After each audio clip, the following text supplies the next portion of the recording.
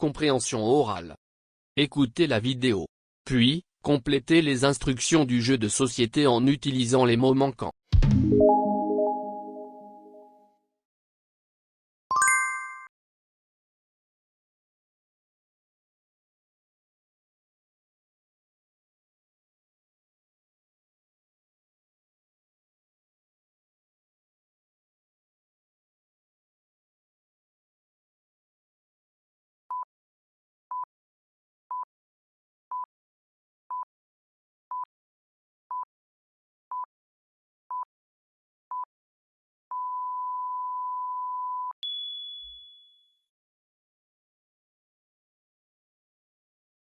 Sherlock Holmes est le second jeu dont vous êtes le héros des éditions Macaca.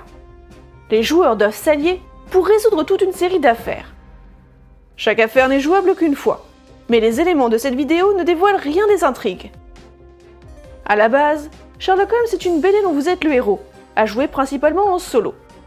Le joueur incarne Sherlock, mais aussi Watson, Moriarty ou Irene Adler, suivant les aventures. Comme son nom l'indique, les BD dont vous êtes le héros se basent sur les livres dont vous êtes le héros. Le joueur se déplace de case en case grâce à un système de numéros.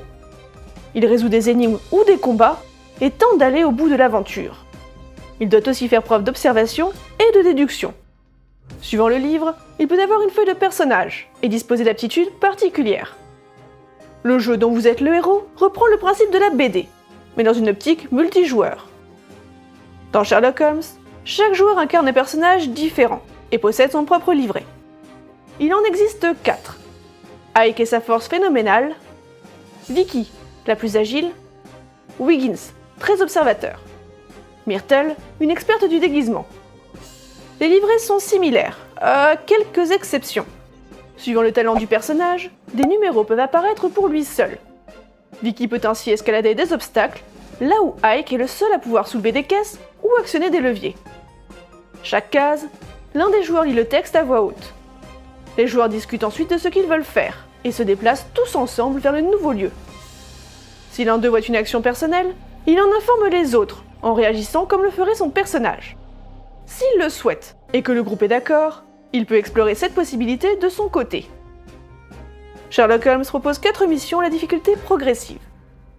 L'action se situe à Londres en 1885.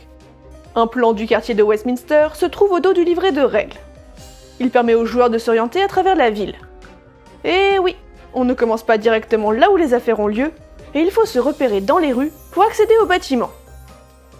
Pour conclure, Sherlock Holmes est un jeu dont vous êtes le héros, d'enquête très immersif. Il se joue aussi bien en solo qu'à plusieurs. Les joueurs doivent communiquer entre eux et ne pas hésiter à prendre des notes. Mais attention, une fois la solution connue, il n'est pas possible de vraiment recommencer l'aventure.